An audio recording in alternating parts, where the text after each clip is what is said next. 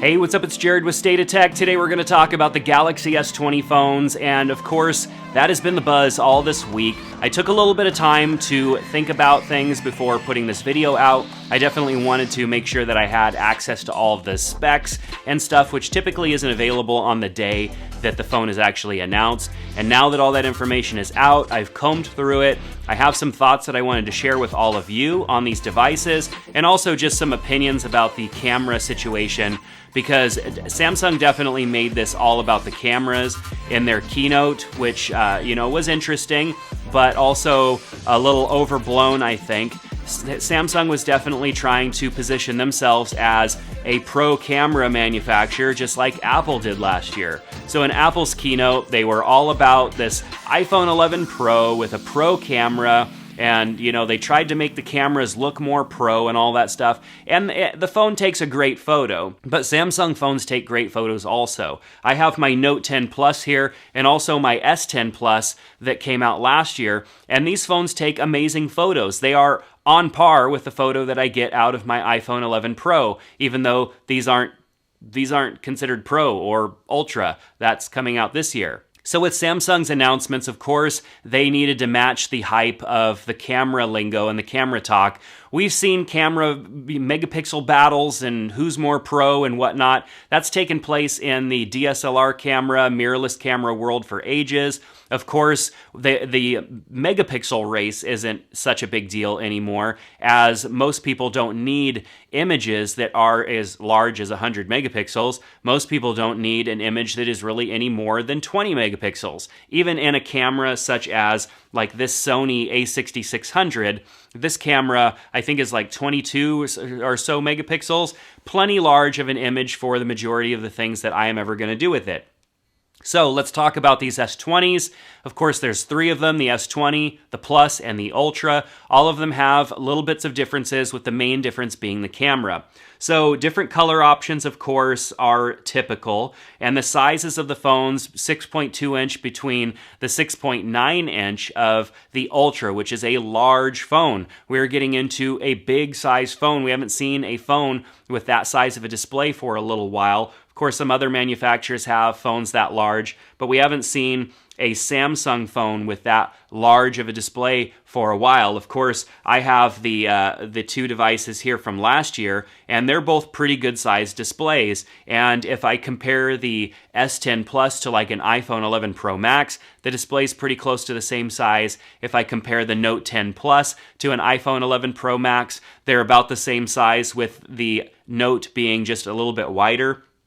So the 6.9 inch display is going to be pretty crazy. And then, of course, the actual thickness or the depth of the phone is a little bit bigger as well, with the Ultra at 8.8 millimeters, which the 7.8 and 7.9 millimeters of the smaller phones. So that's almost a whole millimeter thicker, which I'm actually excited about. I like having a little bit more of a phone to hold on to. I feel like these phones have gotten so thin that they're just really challenging to use. And of course, the Samsung phones with the rounded edges, of course it has accidental palm touch detection and stuff like that, so that it doesn't always work perfect. And so having a little bit more to grip onto on the side, I'm actually looking forward to that. And so I most likely will be getting the Ultra because I want to try out all those features, but I am also excited not just for the camera. I'm excited that the phone is a little bit thicker. So all these phones have Quad HD Plus AMOLED displays that are about 2.5K in resolution, which is great. That means that anything in 4K that we're watching on them, of course, is going to look great because that's larger than the resolution of the display. But HD content also looks good. It's kind of upsampled, and it still looks good on the display. Most of us are probably not going to run at those maximum display settings. Of course, these phones are also capable of 120 Hz or 60 Hz refresh rates, and you have to switch between the two. The 120 Hz refresh rate is not available in the full resolution option. You have to go down a resolution, which is typical of where most people are going to be. Even though these phones have high resolutions, if you go into that high resolution, resolution, you take a little bit of a hit on your battery life, and if you go up to that 120 refresh rate, you're also going to take a little bit of a hit on your battery life as well. So probably for most of us, we're going to be not at that full resolution, but one notch lower, and like I am with my other Samsung phones, and then we'll probably be at that 60 hertz refresh unless you are going to be gaming, and then you can actually go in and change that during the time that you're going to be gaming for games that do support the 120 hertz refresh, which a lot of games are moving towards that. We've seen that happening with Apple and on some of the iPads and some of their devices. We've seen a few other Android games starting to move that direction, so that's great. We have a single front-facing camera, which I'm missing the days of having dual front-facing cameras like on the S10 Plus, because you get dedicated cameras that can do their job well, as opposed to one camera that has to try and do it all. Now, on the two smaller phones, the S20, S20 Plus, you're getting a 10 megapixel selfie camera with dual pixel autofocus. That is a good technology, and dual pixel autofocus is something that's come over from traditional DSLR style cameras. Canon was the one that kind of brought that into existence and has made that term dual pixel autofocus popular. And we're seeing that in the front-facing cameras of our first two phones. But when you get to the S20 Ultra, you get a 40 megapixel selfie camera, which is insane, way large, way too large, unusable at that resolution. You don't need that much resolution, but you're getting phase detect autofocus. Now on the selfie camera, this isn't going to be as big of a deal as when we start talking about the cameras on the back. But phase detect autofocus is not as good of a technology as the dual pixel autofocus because of the way that it works. It actually uses a separate focusing measure, and as opposed to using the individual pixels. Dual pixel means that each pixel has a dual purpose on that camera sensor, and I'll talk about that more in my camera specific video, but the dual pixel autofocus is better, so it's kind of a bummer that we're trading out megapixels for focusing capability, and I'm definitely going to check that and test it so that I can report back, because to me that's a big deal. I don't care how high resolution the image is. If it's out of focus, it's garbage. So let's talk about the rear cameras. The S20 with the triple, the S20 Plus with the quad, and then the S20 Ultra with the super quad with sensors and all that stuff. So on the triple camera setup on the S20, we have the ultra wide, we have the wide angle, and we have the telephoto. Now, what's interesting to me, and I keep saying interesting to me, but I see these things and I question them and I wonder why. But the only camera lens on this S20 that has autofocus is the wide angle. The wide angle is the one with dual pixel and image stabilization, whereas on the ultra wide, you don't have that, which this is typical. The ultra wide camera typically is just set to infinity, and that's the same for a lot of devices. I mean, even your GoPro camera doesn't typically have autofocus. It's just set to infinity, and so it's hoping that anything beyond a certain distance from the sensor itself is going to be in focus. And things way back in the distance, of course, you don't typically use an ultra-wide camera on a phone or anything to try and get tack sharp focus on something that is off in the distance. So that's typical. But when we get to the telephoto camera that also doesn't have anything listed as far as autofocus goes, that is where I start to think to myself, like, why have it then? If that is just set to infinity, you're not going to get a really good image out of that because there's no focusing going on within the lens there. And the ultra wide doesn't have it, the telephoto doesn't have it, the wide angle does have it. And so there's also no stabilization listed for those other two cameras, but there is optical image stabilization listed for the wide angle. So of course, the other cameras are getting digital stabilization or electronic stabilization, which is okay. It's getting better. That stabilization technology has improved substantially over the years, and so it's better than nothing. Optical stabilization, of course, is better because optical stabilization doesn't require a cropping in on the image so that it can stabilize electronically within the image. And it's also not using any math or any type of computations, which essentially is guesswork on behalf of your device to keep that image stable. This is all getting much better, so I'm not necessarily knocking on the technology. It's just if I had to choose, I would rather have a camera like this that has a stabilized sensor and even a stabilized lens on it, as opposed to relying on the camera doing a bunch of math behind the scenes to stabilize my image for me.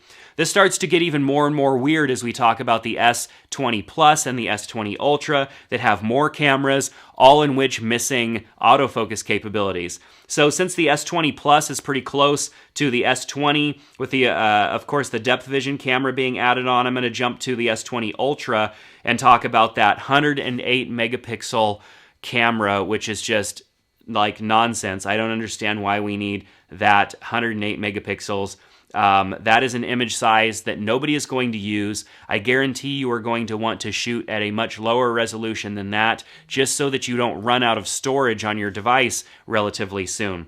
Of course, with the camera's ability, and they talked about that one shot or that one take, which essentially is shooting video and photos and all the things at once, and then giving you like a little collection of clips to choose from.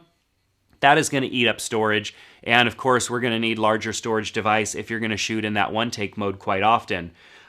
So, of course, with that 108 megapixel, we have phase detect autofocus. We do not have dual pixel autofocus, and we have optical image stabilization on that bigger camera, but that is it. We don't have the dual pixel, and we don't have any form of focus capability, autofocus capability on the other cameras that is listed. Of course, that could change. That could be something that is just not listed. So let's move on to some of the other features. Of course, each phone has a different battery size, ranging between 4,000 milliamps and 5,000 for the Ultra. So that little bit bigger of a phone, that thicker phone, is going to give you up to 5,000 milliamps. Of course, most phones these days and how well Android is optimized, 4,000 milliamps is going to give you a great battery life all day long. So really the only benefits you're going to get going up to a 5,000 milliamp battery is a little bit more battery to support that larger display, and maybe a little bit better battery life that'll maybe take you into the next day.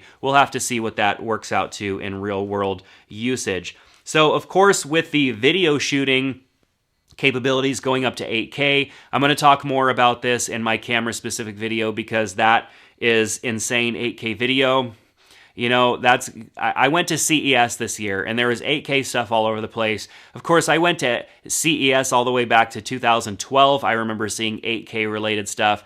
There's no need for 8K footage right now. Of course, there might be a use case for it in some situations. Most of us are not even creating content in 4K. If you watch YouTube videos a lot, the majority of YouTube videos out there are still edited and produced in HD. Of course, mine are 4K, but a lot of them are not. So just moving down, I think there's two more things that I wanted to talk about that I think are pretty interesting. The fact that they tout all these phones being 5G, but not all of them are the end game 5G technology. And so 5G is kind of being rolled out in a variety of different ways. We've seen 5G kind of be faked in a way. On like my iPhone, I see 5GE or something mentioned from time to time, depending on where I'm at.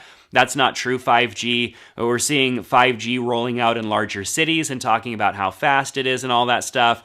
But there's different variations of what 5G is going to look like on these devices. There's 5G non-standard, which is NSA, 5G standalone, and then 5G sub-6 millimeter wave. And the millimeter wave is going to be that 5G with the insane speeds, the performance, the increased or the decreased latency. And so all of that, those promises of what 5G future looks like are going to be in that technology. And so the phones don't all come with that. So 5G is like a catch-all category for a variety of different technologies that we're going to see rolled out in these phones. And 5G is not going to reach the entire United States like LTE has for quite some time. It's going to take a lot of time for that to roll out and especially reach smaller areas, even areas like where I live, which is technically kind of a big area, but it's not a big city like San Francisco or New York or something like that. Of course, these devices come with the latest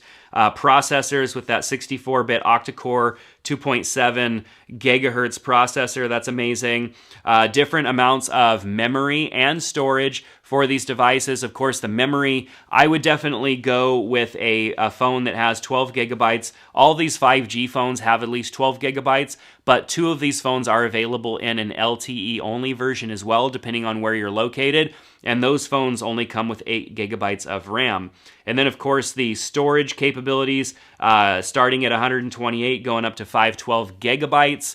That is a lot of storage. I did opt for the 512 on this phone just so that I can use it and see how fast I could fill it up. With this higher resolution capturing that we're stepping into, if you take advantage of those and take advantage of that one-take camera option, you're going to be eating up a little bit more data. 128 gigs is still a lot of storage, but if you feel like you're going to be using those features, you may want to actually go with the 256 or maybe even the 512.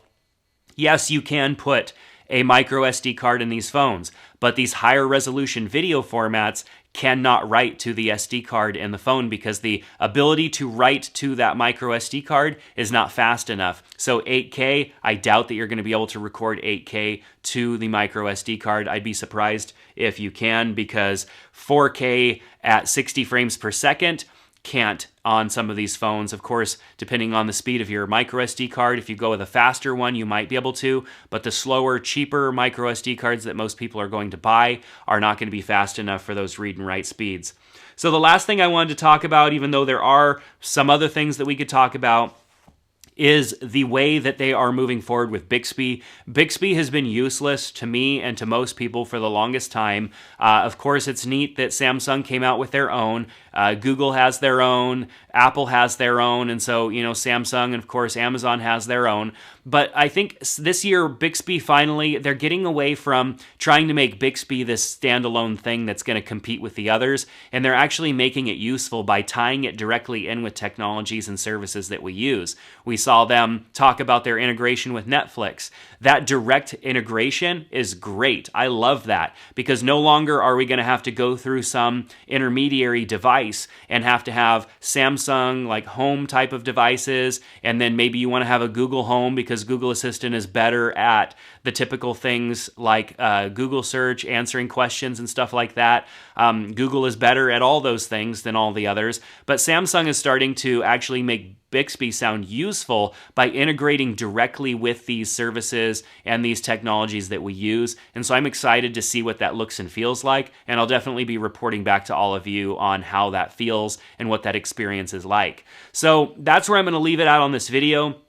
I have my camera video that I'm going to talk about, and then of course when I get my hands on the phone, I'm going to compare it to last year's Samsung phones and also compare it to the iPhone. And so if you're interested in the camera, and also I'm definitely going to stress test all of these new high megapixel features, the 8K video. I want to talk about whether or not those are fluff or if they're actually usable and as great as Samsung made them out to be in their keynote. So definitely subscribe to the channel here if you're interested in that stuff. But that's going to do it for today. Perhaps you were listening to the podcast. Of course, talks like this that are more discussion are available also on the State of Tech podcast. So you're definitely going to want to go check that out. The links are down in the description below. But hit the subscribe button so you can be notified on the YouTube channel, as well as that camera video is definitely going to be interesting. I'm going to talk about comparing it to other cameras. We are getting into a world where cameras are great. Is our phone enough? I want to talk about those types of things. So make sure to join me in the next video. But I hope to see you there. Until then, take care.